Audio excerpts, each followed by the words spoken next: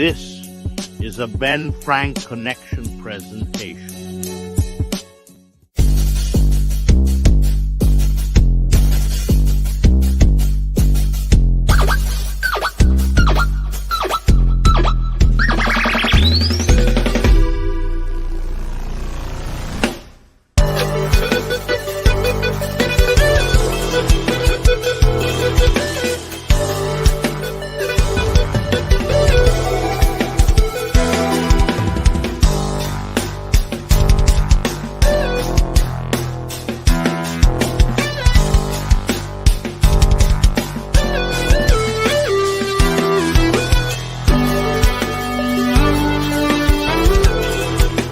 What is going on, everybody? We are live for ABJ Presents Not Cool in High School, episode 117, Teenage Mutant Ninja Turtles Mutant Mayhem review. Thank you all so much for hanging out with me on this Tuesday. If you're live watching on Facebook, YouTube, Twitch, or X, if you're listening to this in your car on whatever podcast platform it may be, Spotify, Apple Podcasts, the list goes on and on and on. Find me on your favorite podcast platforms. Make sure if you're here, hit that thumbs up, hit that share, subscribe, like, whatever it may be. Spotify, Apple, leave a 5-star review. It goes a long way, helps this podcast grow, and word of mouth is always the best way to help me grow. YouTube, some recent announcements. YouTube has just been a monetized partner channel. So I want to say a huge thank you to everyone who has been hanging out, who has been joining, who has been supporting the channel. It is unbelievable. We have two new members as of active as this stream right now. So huge thanks to James. He's also a podcast creator as well. So make sure you go check him out on his channel, as well as A is our brand new member. So we want to thank our tag team champions, James, and also Lily. I'm not seeing everybody here. Let me. Why am I not seeing? Oh, there they are. Tag team champions are Lily and James. Mid-card championships, Freak, James, CJ, DM, Andrea, Adam, Inspector Todd, and BR, all of our mid-card champions, as well as Steven and A on that side as well. So thank you all so much for those new memberships. Last stream too, we got a lot of cool super chats. That's super dope. Can't believe that's still a thing. So we have a lot of really neat stuff going forward with the channel. We're growing. It's getting there. Housekeeping stuff aside, make sure you go check out the Ben Frank Connection as well. Links below for exclusive ABJ podcast merch. We have some Bullet Club. We have a whole bunch of stuff. So if you want to support ABJ and the Ben Frank Connection, which is essentially paying for StreamYard and a lot of different services that keeps this podcast alive, make sure you head over to Ben Frank Connection on the links below for the Opinion City podcast and grab some of that exclusive ABJ merch. Speaking of some ABJ merch, if you're a Ninja Turtles fan, we got an ABJ podcast merch out right now that you can go grab. We did the New Japan spoof a couple days ago where it says the voice of the Indies, got that bear on it instead of the lion. Well, I just came out with, it's not out yet, but it will be out very soon. I did a black and gold version because I am home of the Golden Bears. Dynamite has a new logo, so we got you covered there. We're on the road to WrestleMania, so we have those 2 WrestleMania logos, and 316 is just a couple days away, so we have the ABJ 570 and the ABJ 666 all out there as well. We have a podcast on live Thursday at I believe 8 p.m. I'm not mistaken. I had to double check the time, but episode 118 will be with the Brothers Gray. We'll be live again this Thursday, and then we'll be live this Sunday for the history of Ole Anderson on Tornado Tag. Last Tornado Tag is still available right now. The history of Bruiser and Crusher, available on YouTube and all major podcast platforms. Thank you guys so much for hanging out. But let's get right into this here. Teenage Mutant Ninja Turtles Mutant Mayhem. I'm a huge Turtles fan. That's not a secret. So this movie is directed by Jeff Rowe, screenplayed by Seth Rogen, Evan Goldberg, Jeff Rowe, Dan Hernandez, and Benji Semet. I hope I said that correct. Story by Brendan O'Brien, Seth Rogen, Evan Goldberg, and Jeff Rowe.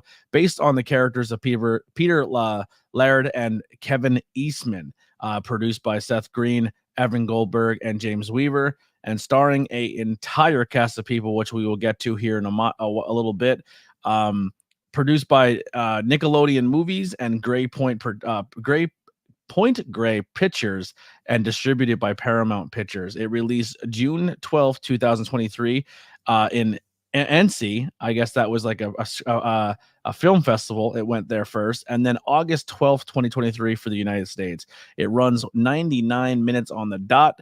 It's a United States film, predominantly in English. Budget was $70 million, and it made 180.5.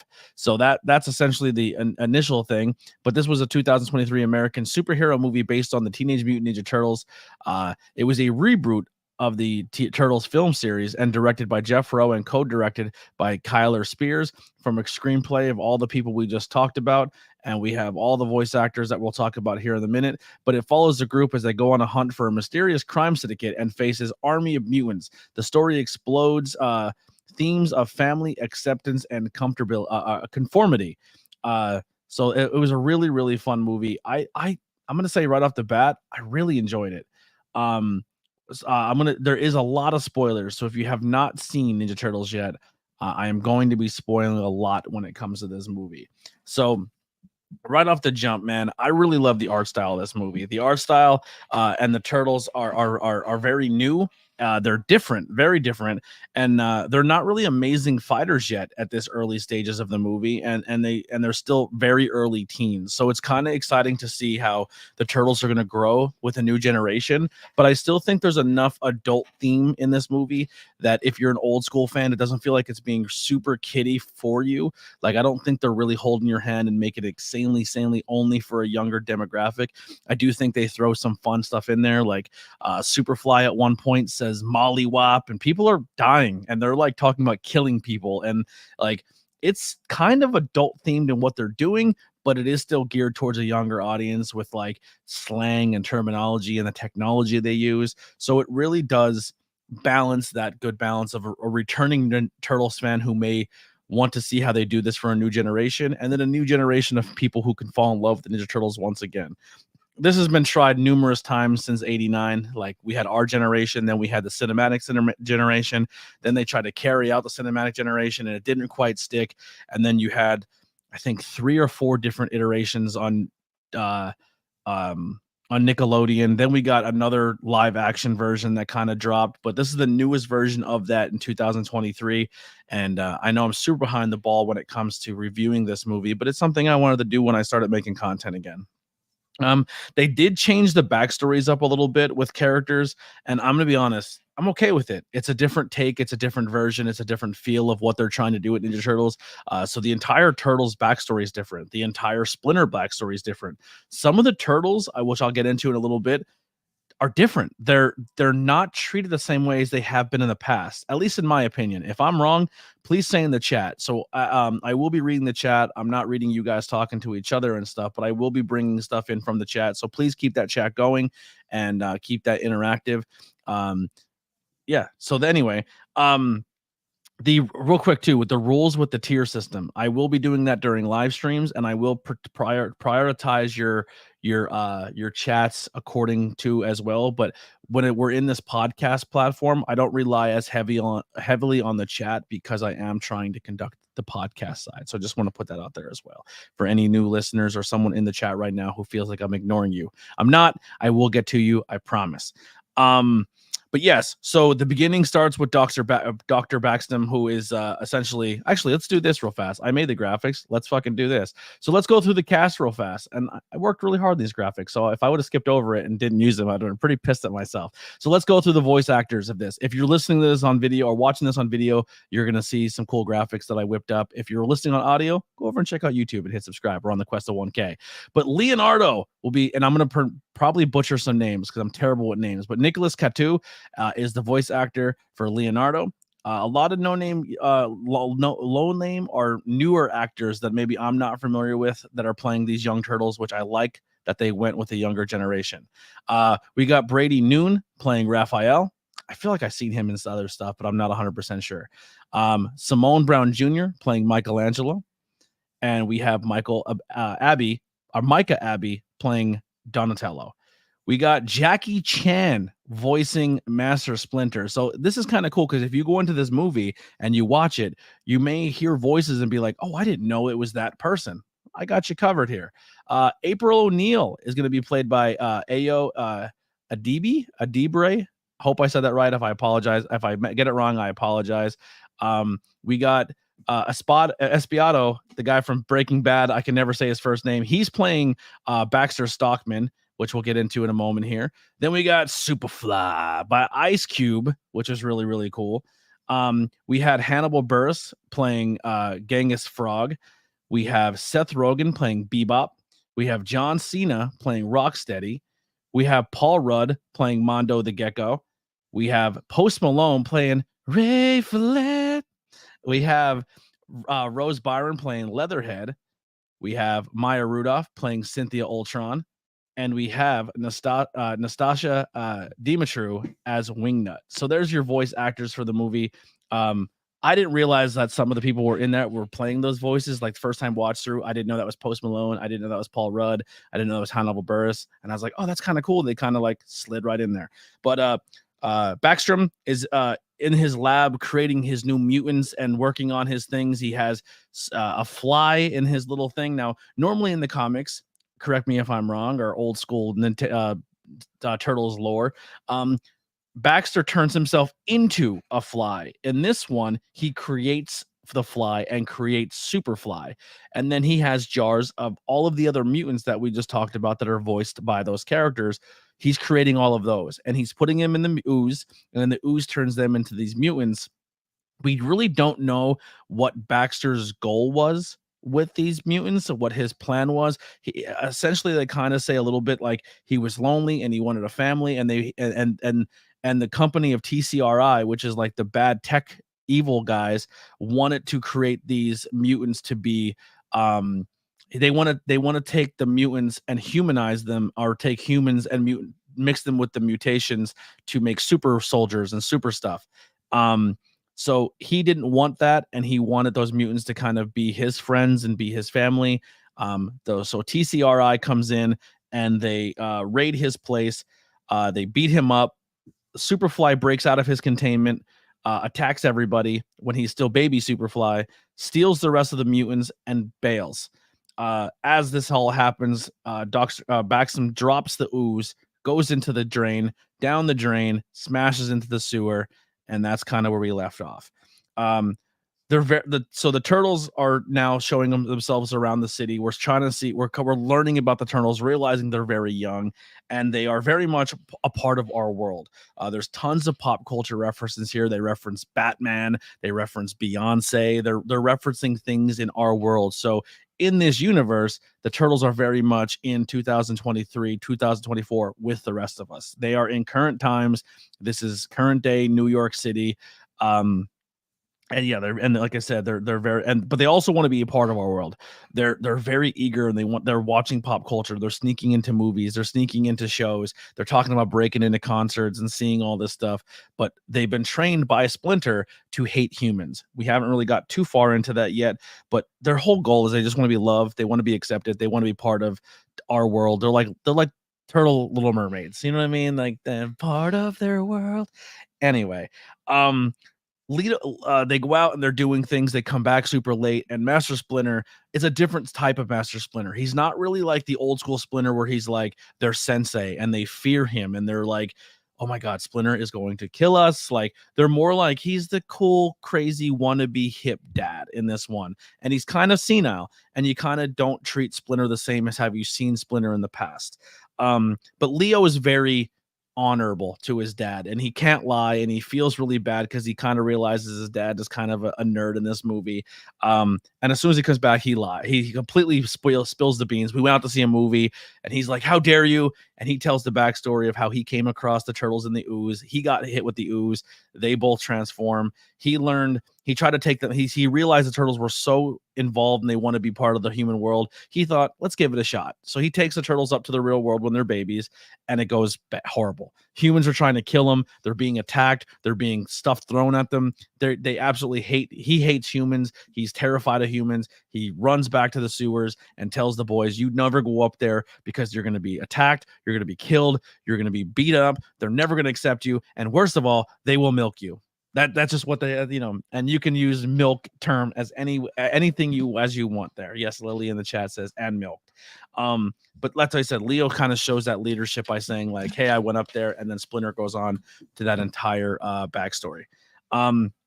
They weren't Splinter wasn't in the old schools like he was trained, or he was a pet rat of his master, and his master taught him the art of kung fu. That was not how it went down in this one. He essentially learned kung fu through kung fu movies and workout tapes, and he kind of taught them how to be ninjas in the basement, and it was more or less they were taught how to be ninjas for survivability and to defend themselves. It wasn't done, they weren't taught how to do this with honor. They were never taught how to go up and then protect the humans at one point in time. It was essentially a form of survival and a form of self-defense at this point, and that's exactly why he taught them kung fu and martial arts.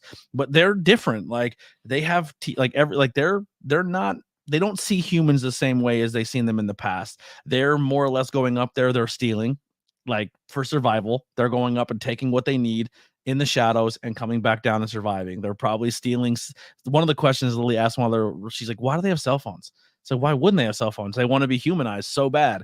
And she's like, well, how are they paying for it? I said, they're probably stealing. They're probably getting prepaid phones and going up and stealing the minutes, and then maybe stealing a credit card. Who knows? Like they don't have morals or ethics when it comes to humans. They're just up there doing what they can to survive.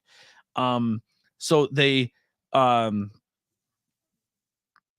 real quick. So in this movie, you're gonna have like 4 forces that are gonna be going throughout this entire movie theme. You have the evil tech company, which is I always try to say it was what the hell was it in the original one? It wasn't TCRI. It was something else. I forget. Maybe it was TCRI, but I could have sworn it was named something else in Secret of the Ooze. I'm having a brain fart.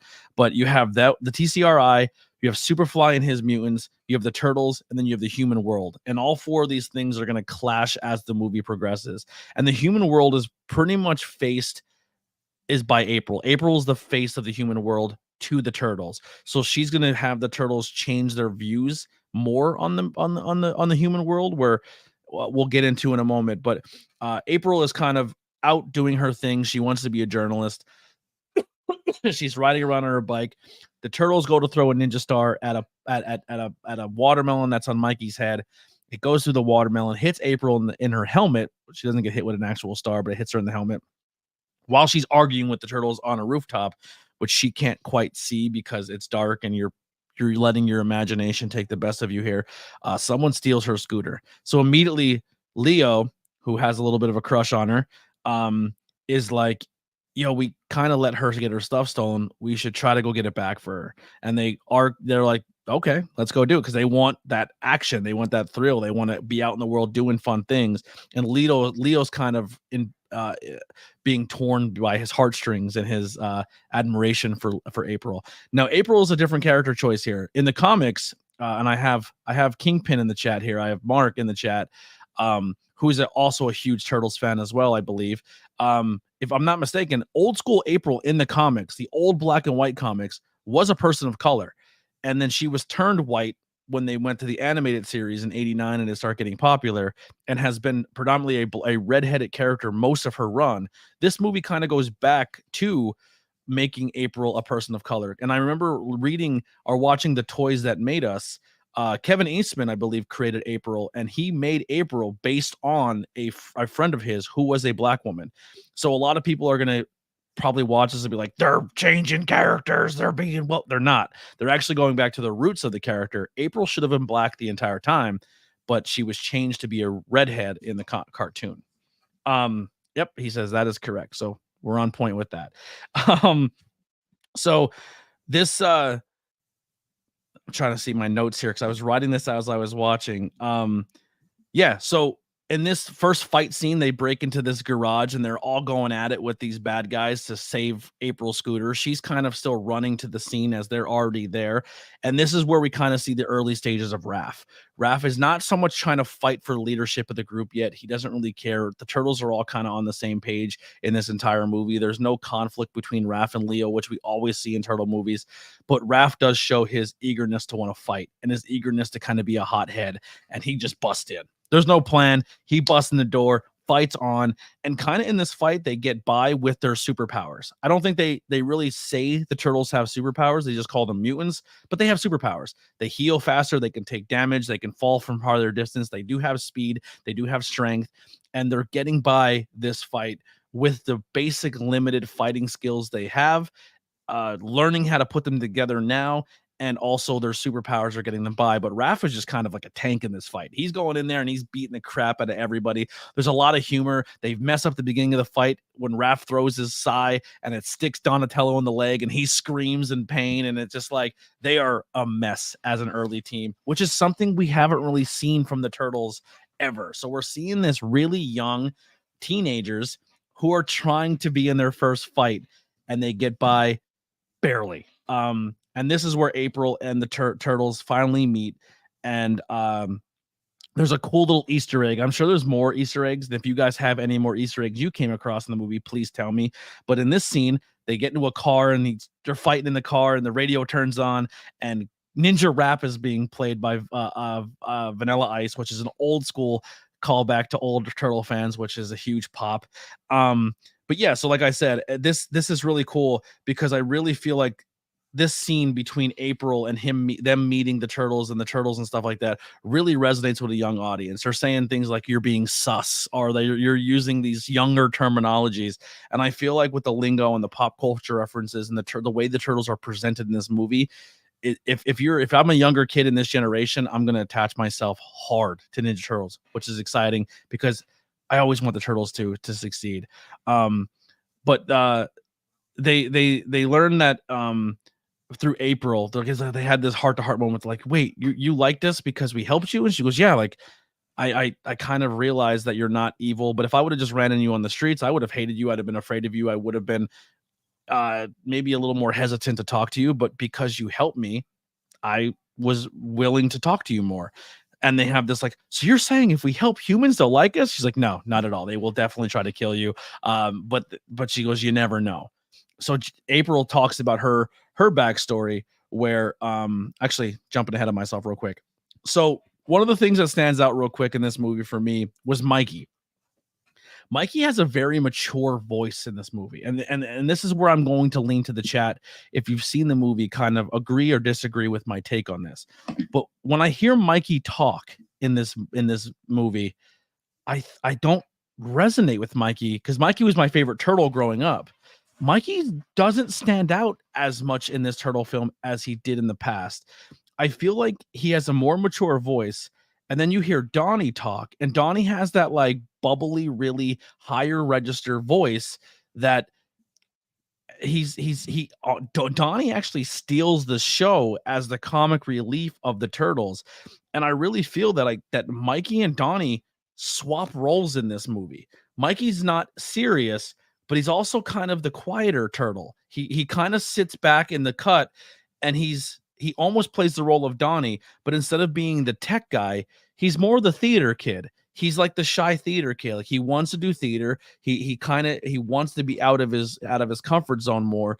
But when he's with the rest of his brothers, he's almost the last to talk, kind of like Donnie was in the past. Donnie's more of your comic relief. Donnie's more of your goofball. If a joke is being cracked in this movie, it's coming from Donnie.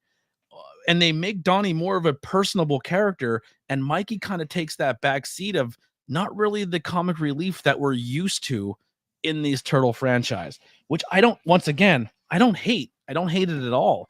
But it was just interesting to me to see how I feel like they kind of swapped those two characters, or they gave Mikey a new image that we're going to kind of see as we go forward with with Mikey. And in the chat, Kai does say, fully agree. As a huge Donnie fan, I feel like they didn't do him right, and that really hurt me for this. Really? So you didn't like the way Donnie was portrayed in this? I actually liked Donnie a lot more in this. I thought Donnie was a bright spot of the four turtles, if I'm mistaken. And if I'm being honest in this movie, I felt they gave Donnie more of a personality instead of just a nerd who had no voice in the team. I don't know. I felt Donnie was more of an asset. Mikey kind of took a back seat, but we get April's backstory here, and I think they did a great job sharing, starting a new movie, starting a new franchise, and not and it didn't, this movie at any point didn't feel crammed. Like, they gave us all new stories. They kind of showed us the each lane this movie can go. You have your evil humans, your normal humans, your mutants, your turtles, and they're all kind of coming together, and you're getting all this new information, but it's still flowing within the movie. So we get this whole backstory of April, where she wants to be a journalist, but she's terrified to be on camera because she has horrible stage fright.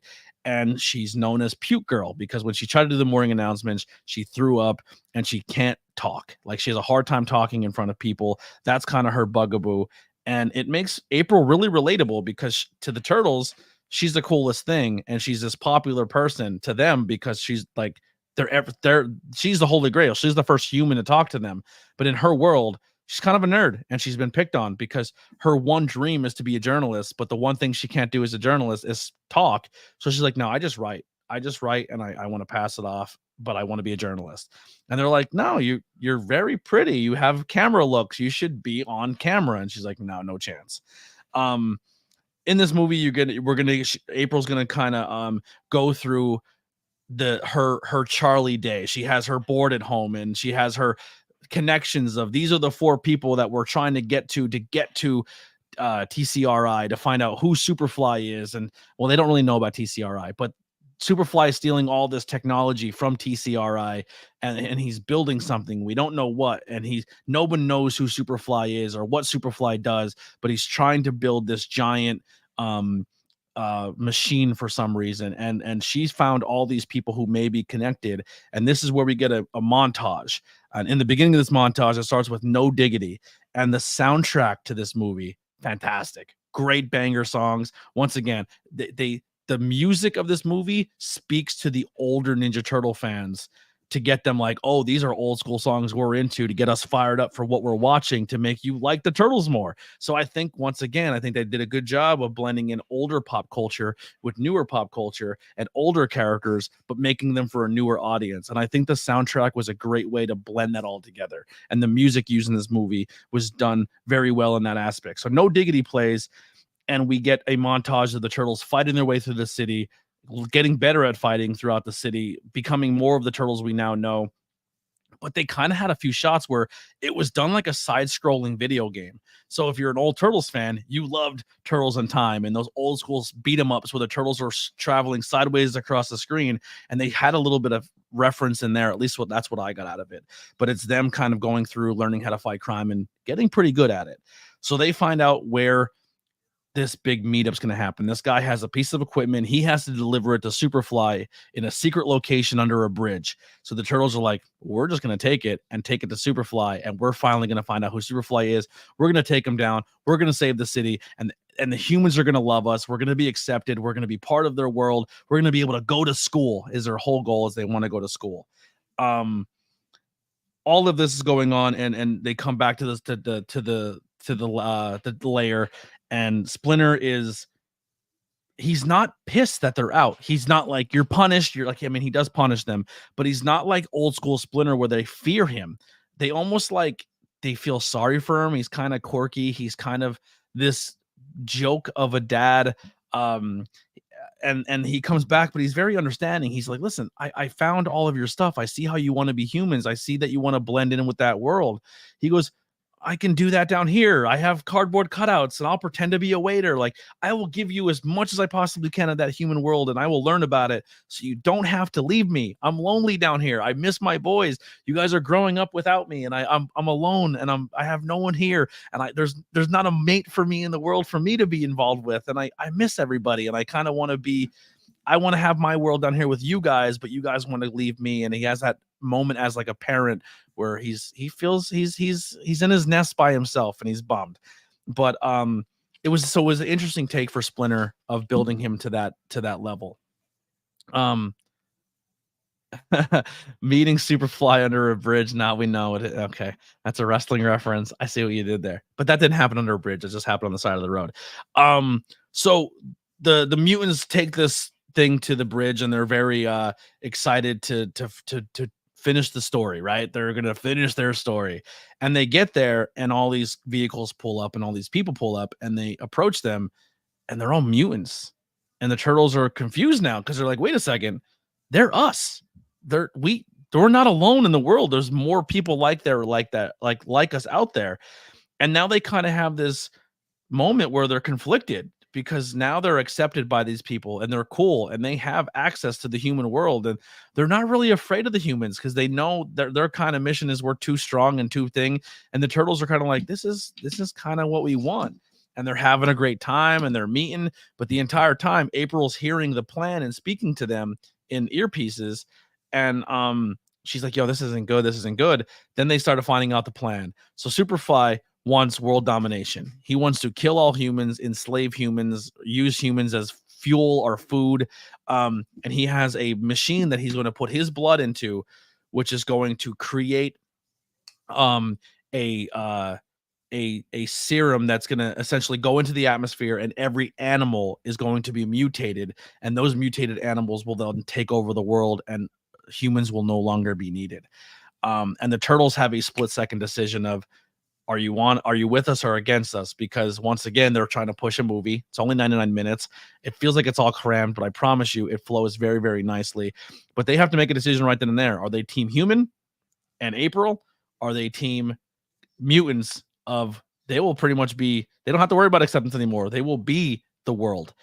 And they choose right then and there that they are going to go against the mutants, and they fight them. They try to prevent them from doing it. As this is going on, TCRI took this last piece of equipment that Superfly stole, and they have a tracking device on it. So they're kind of watching from the shadows, and now they see there's more things out there. And as in this big struggle, the tracking device falls off. It lands in Leo's hand or Raph's hand or whoever it was, I forget. And they fall to the ground. They're injured because they fell a huge distance off a bridge. TCRI comes in and kidnaps the turtles, takes them back to their laboratory, and they say their plan is to take the blood of the turtles and a mutant and then use that serum to create a serum that will turn humans into mutants and give them animal characteristics so they could be superhumans. But they also have a serum that will reverse the effects of the mutant disease. So if they have them, they can then make these mutants back to what they would have been before that spot. So they get the turtles and they're hooked up to these machines, and Splinter was right. Humans are all about milking. They will suck the milk right out of you, and that's what happens here. They are sucking the blood out of the turtles, and they're terrified because they are being milked. Now it is up to April to either go about her day or be the hero. She goes down to the sewers and meets a brand new Splinter who hates humans. She convinces him that the turtles are in trouble and you need to come with me. So we have this moment now where Splinter breaks into the lab, and he's this goofy dad who now, in adversity, is a gangster fighter. So everything we knew about Splinter in the past, how he's this great sensei, he's awesome at karate, he can fight better than anybody. Splinter's that dude. And he can, and that fight scene happens, and Splinter is tearing everybody up. And it's neat because if you've watched Jackie Chan movies, Jackie Chan was the opposite of Bruce Lee. They were the same in the fact that they will beat you down and they're very good at fighting. But Jackie Chan did it in a form of comedy where almost like he was Mr. Magoo of Kung Fu, where he didn't look like he was going to be good at what he did, but he got the job done. He had facial expressions of fear, where Jackie Chan was more serious and confident. And he would use minor mistakes in the fight to make the fight work for him. So the voice of Jackie Chan embodied in the fighting style of Splinter, it was kind of like watching Jackie Chan as Master Splinter fighting this fight. And it was really cool how it was done, of giving that homage to Jackie and his style of martial arts and what made Jackie popular. And he wasn't just the voice of Splinter. He essentially embodied Splinter and the way the fighting stuff was done. And I thought that was really, really cool. So now they go on and the turtles are free. They're going back after Superfly. They corner Superfly. They're all in this thing. Superfly has the last piece of the machine. It's all built and put together. And the turtles confront them. And they're just like, yo, man, like, you don't want to do this. You don't want to run the world. Like, we can find a different way of going about this. And Superfly's dead set on his plan. And the rest of his team, the mutant team, is not on board. They kind of have a change of heart, and they tell Superfly, like, we don't really want to hurt humans. We kind of would like to find a way to make it work. and I don't think we should do this. And Superfly gets mad, and he says, it's happening. So now these new mutants are going against Superfly, teaming with the Turtles and Splinter to take down Superfly. And Superfly is booked like a monster. He is beating up these 5 mutants, 4 turtles, and a rat, single-handedly bodying these guys. And he gets the better of them. But for a while, this fight happens. They end up destroying the platform the machine's on. The machine falls into the water with Superfly, and it activates. Superfly then comes out of the water as even larger Superfly on a whale's body, and he has all these different marine life that now like attached to him, and he's now this this giant form of different animals that is into him. He takes his whale body into a zoo, which he attaches himself to more animals. Now he has different limbs, and anything essentially he's grabbing at this point is forming into him. And he's on his way to New York City to destroy and kill all humans. And at this point, the Turtles are like, maybe the army will take care of this. This is somebody else's job. We all couldn't beat him. They have that doubt. They have that struggle. And Splinter turns around and goes, no, you have to go into the town. You have to save New York City. You have to fight. And these humans, they're going to love you for it. And everything that you want in your life and all your dreams and all your acceptedness and being a part of human civilization will all come to you if you go do this job. And they all get fired up, and Leo rallies the troops and essentially says, like, let's go do this. So he runs, they all go into the city, and they're there to fight Superfly. And this big fight's happening, and Superfly's, he's kicking their ass. But Raphael finds a gun with the serum and shoots him, and it just knocks one horse off his leg. And they're like, okay, so we need to get it into his bloodstream so it will dissipate all of the animals off of him and revert him back. And they realize to do that, his body is now a whale. They're going to drop it into the blowhole of the whale, and it's going to be like almost that Star Wars Death Star moment where it hits him and it's going to put him back to normal. But he's strong. He's stronger than he was before. And they don't have the resources, but they just have the willpower to get it done. So they go in there, they're fighting, everything's going. It's the mutants, it's the turtles, and all hope is gone. They're getting bodied, they're getting beat up. They're trying to showcase, everything that would make the turtles special, and it's failing. And at this time, all of the humans are on the news, and the news is covering it, and they're trying their best to fight it. But now the news is saying the turtles are here with this giant monster, and they're terrorizing the city. And the news is portraying it as they're all working together, and they're not saying that the turtles and the other are there to save them. And this is where there's no answers. They're struggling. Everything is terrible, and they're starting to backtrack on their mission, and they don't know what to do. And they're injured. They're hurt. Superfly has them in his claw. He's about to destroy them. And April faces her fears. She goes on the news and says, I have the real story. She breaks it to the rest of the people saying, the turtles are here to help. They need our help. If we want to defeat the mutant, you got to help the turtles. So as this is all going down, Superfly has him in his claws. He's about to break their shells. He's slowly crushing the death. Splinter's leg is broke. He's trapped. And all these humans surround Splinter. And he's terrified. He's like, these humans are going to kill me. And they're like, are you here to help us? And he's like, yes. And the humans now come to the aid of the turtles to get the serum that they need to the turtles themselves. So they start driving their cars into the legs of Superfly. The other mutants are back up in the fight. So now it's the humans, the mutants trying to free the turtles, which they do. The turtles get the ooze. This ending fight animation of how they did it was done so well. Like Superfly's claw going through the building as they're all running, and he's trying to swipe at everybody. And they really encapsulated how big he was compared to everybody else. And just, they encapsulated the importance of the fight. And I thought the animation and the fight and the music was all so good. They end up getting the antidote into the hole. Superfly dissipates, but we don't know where he goes. They've helped to humans. The humans accept the turtles. And, now that, everything is all well, the turtles then go to their first day of school. They're living in the sewer, but now the rest of the mutants are living in the sewers with them. So it's weird in this aspect because you're used to seeing all of these popular villains are now friends of the turtles. Like Rocksteady and Bebop are living in the sewers with the turtles, and they're not evil. They're just guys that are with them, and they're all accepted, and they can go back and forth between the turtles and the regular world. And it was really, really cool how like the rest, like the civilization now has accepted the mutant world and the Ninja Turtles, and the Ninja Turtles go to school, and all is right in the world. And that's the end of the movie. And that's the turtles have essentially saved New York City and now are a part of our world, and everybody is aware of the Ninja Turtles. And that's just movie one, right? So you're thinking to yourself, where do you go from this? Like, it's a happy ending. Everything is great. Credits are going, but you always stick around for the credits because something can happen after.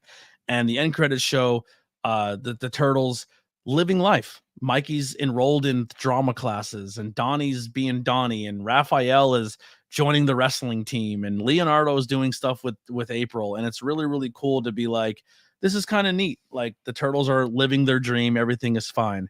And then they kind of zoom out, and TCRI and the evil bad girl is looking at them and saying, like, there they are.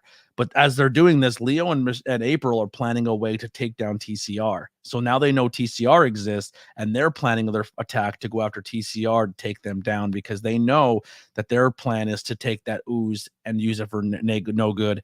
But now TCR is aware of the turtles because they're living in regular society. They're not hiding anymore, so they're easier to find. And they have baby Superfly in a jar, and they're talking about their plans, and they're all talking about their next step. And then she says, it's time to bring in the Shredder. And they show, I'm getting goosebumps because I love Shredder, but they back out of the city and they show the New York City skyline, and they just show like a side profile of Shredder's helmet and his thing, and he's staring at New York City. So the next movie is the introduction of Shredder. So this movie, we don't even get Shredder in action. They set up this huge backstory, and Shredder's the next big deal.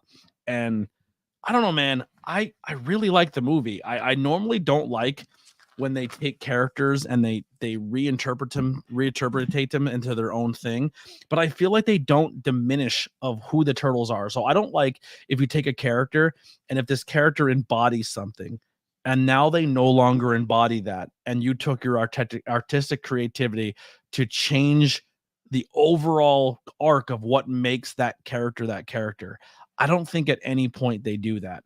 I think Rocksteady and Bebop are still Rocksteady and Bebop, but right now they're good guys, and maybe they'll change. Maybe there's a reason when Shredder comes that these guys turn their back. Who knows? We don't know how it's going to play out, but I think overall every turtle still feels like the turtles. You're into them. Yes, they made Mikey not as goofy, but I think they lended a little bit of what made Mikey popular and put it into Donnie. And I think Donnie's going to get more love in this next generation of the Ninja Turtles, because Donnie kind of laid in the shadows. He was always the fourth one. And if you're a Donnie fan, I'm sorry for saying that, but it was always, I'm a Raph guy, I'm a Leo guy, I'm a Mikey guy. And then the pie chart was really thin if you were a Donnie guy. But I think this new generation looks at Donnie, and I think they attach themselves more to that Donnie voice and that Donnie character. Lily in the chat says, I think a huge takeaway for me was Splinter originally pushing his views of the world and causing a rift between him and his sons. And after the boys go out in the world, he was able to take a step back and say, okay, the world is a scary place, but the things are dangerous, but trust that his boys can still have a great life, and so can he. And it's not all darkness and turmoil. Yeah. Or milking. Yes, absolutely. And that was kind of the big point, is when Splinter kind of turned away and said, like, no, go out and save the humans. Like, you will get the world you want if you show the world that you're here for a good reason. And it's almost like, be real and be yourselves. And that's kind of what the turtles embodied. And it kind of had a really cool, positive message. It still showed the turtles are cool as hell. Like, I'm excited for this new era of Ninja Turtles. I'm excited to see the Ninja Turtles grow with a new audience, because they tried a few times, and there's a few people that I was like, oh man, I'm a Turtles guy, right? But I really think this new version of the Turtles has a really good, strong base to start from. And I'm excited for the next one. I want to see the next one. I want to see how they include Shredder. I want to see how they include the rest of the Turtle family going forward. I want Casey Jones. I want to see the Turtles age with their audience, because I think that's important. We never really seen a Turtles generation. Like, we seen the Turtles when they were like late teens, almost adults.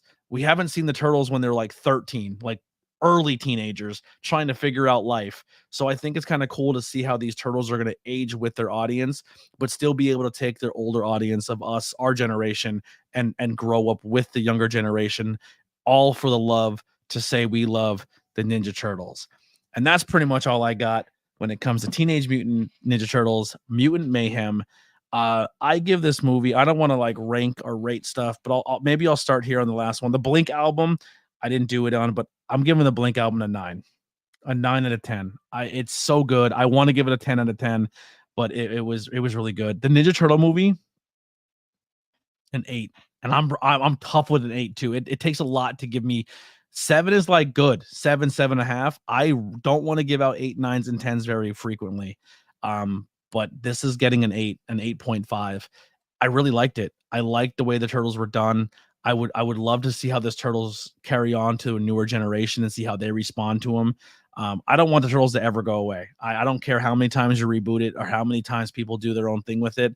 I'm a Turtles guy through and through, and I'm very, really excited to see the new Turtles. Let me know in the chat before we close out. I'm going to do some closing out bits here, but let me know who your favorites are. Devin says, what's good, ABJ? Congratulations on the Watts hours. Hell yeah, man. We are now a channel. You can hit that join button for as little as $1 and support ABJ. We have a whole bunch of cool tiers.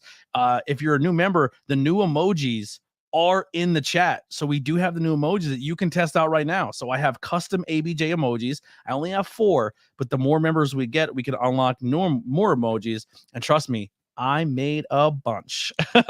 So there we go. There's some ice. There's some ABJ, some iced tea, some chocolate milk. They're all there. And huge thank you to Devin, who is the newest member of the ABJ YouTube channel. We are growing. This is super exciting. Thank you guys so much. So we did figure out the gifting. So I just want to say this real quick for going forward, the gifting system. And huge thanks for Devin for being a brand new mid-card champion right now. Part of the universe. He's getting that mid-card title championship right there. Huge thank you, Devin. I appreciate you so much.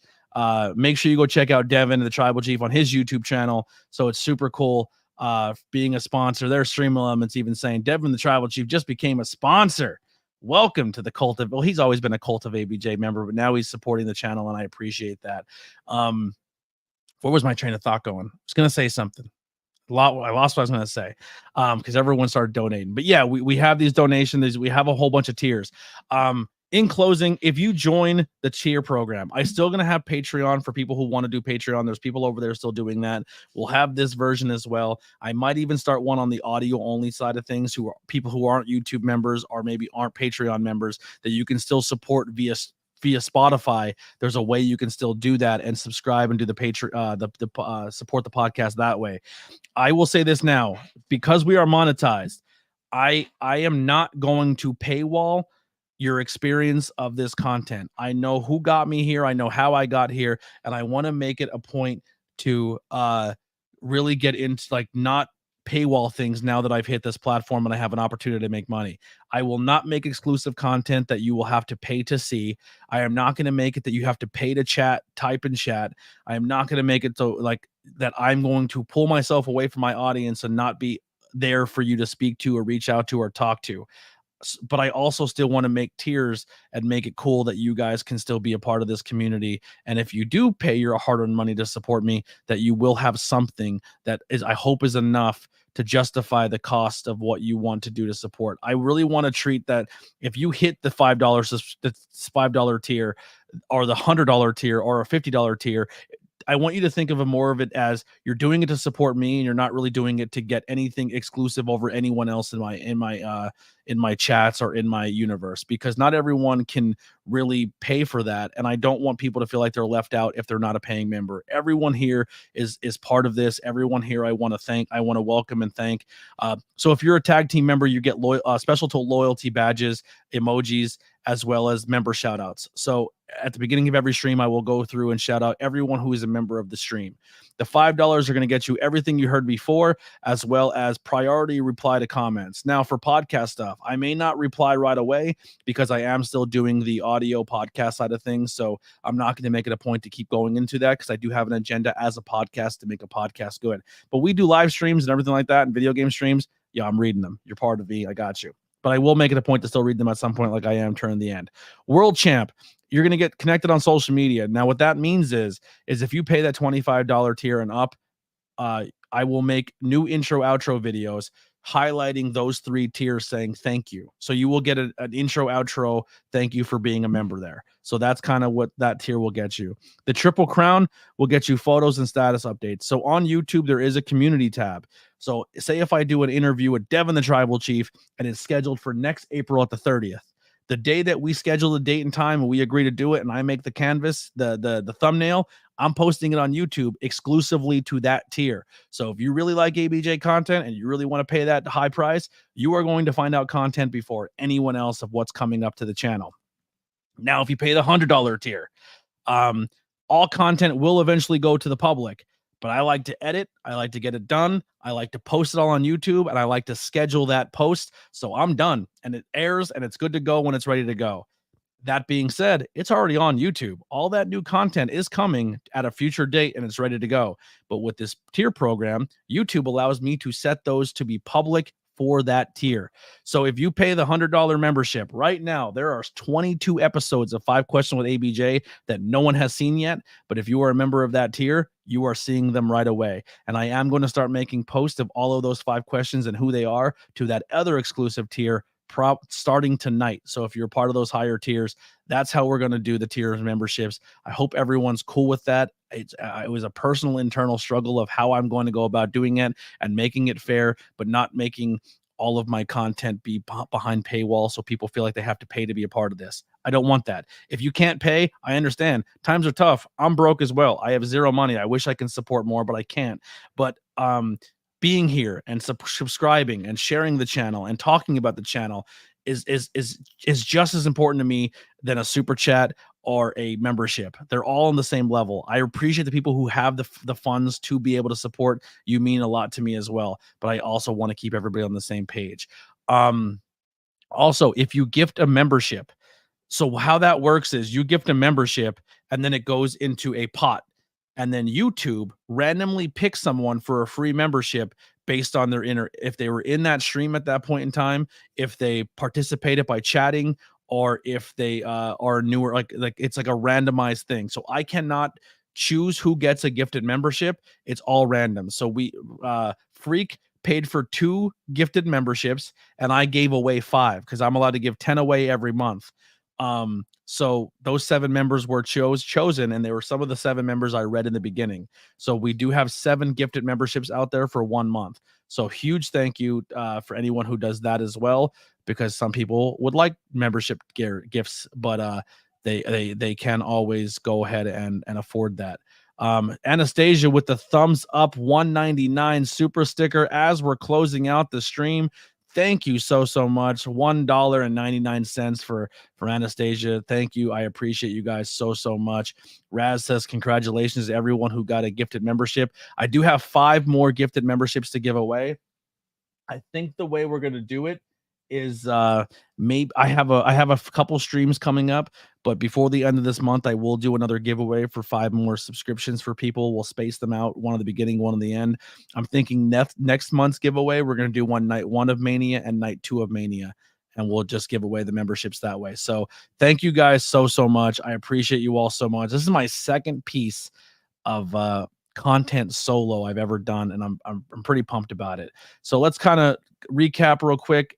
Tomorrow we'll be dropping 5 questions with ABJ. It will be Billy Avery from Labor of Love drops tonight at midnight, so that'll be there, and then we'll be back later on that night around 7 o'clock for AEW Dynamite. Tonight's that's a big one. Big business, a lot of surprises, a lot of big things. It's being labeled as a really big show. So make sure you jump in the chat and come hang out with us. Hang out with ABJ during ABJ for AEW Dynamite. Then on Thursday, we'll be doing a live podcast with the Brothers Gray, tag team out of the Northeast, who are absolutely tearing it up. And then on Sunday, we'll be back for Tornado Tag with the history of Ole Anderson. Merch is available on the BFC side of things, so head over to the Opinion City Podcast BFC store, grab some merchandise to help keep the StreamYard alive and all the cool things. If you like Ninja Turtles and you want to support ABJ, we got that Ninja Turtle artwork that's exclusive to this episode, and you can go grab that right now. We did our New Japan, but we did a little black and gold spoof for the Bears. Right now, the local high school that I went to is their boys basketball team of a graduating class of about 50 boys is going for possibly state championships in Pennsylvania for basketball. The kid who's dominating that team right now, Jace Yatsena, is a really good friend of the family. The kid is absolutely killing it. He's a junior in high school, and he's like a huge talked about star in the area. So go Bears, go get that state championship. We got the new Dynamite logo. We got the Mania logos, and 316's a couple days away. So we got the ABJ 570 and 666. Maybe we got a new one coming out in a couple months, or next month, or on the 20th. So be on the lookout for that. We've been doing video game streams for 2K24, as well as Pokemon and Assassin's Creed Mirage. And a little bit of a teaser. We recorded enough 5 questions with ABJ that we hit 51 episodes. And episode 50 is going to be a special one because Mantequilla from House of Glory will be joining us. And if you look at that thumbnail, he might be showing a little something off there. Normally a masked wrestler. I don't know what's going on there. The only way to find out is check out that 5 questions with ABJ Mantequilla right now. When it drops in a couple of weeks here. But thank you guys so much. We're out of here. 5 questions with ABJ. Not Cool in High School on the part of the ABJ podcast presents. We'll see you next time. We're out of here. You take care, and thank you so much for everyone who's been supporting, watching, liking, subscribing. It's unbelievable to me. 6 years I've been working at this, and now we're a monetized channel. Let's hit 1K. Share the channel out. Let's hit 1K. Let's get it done. See you guys soon. Bye.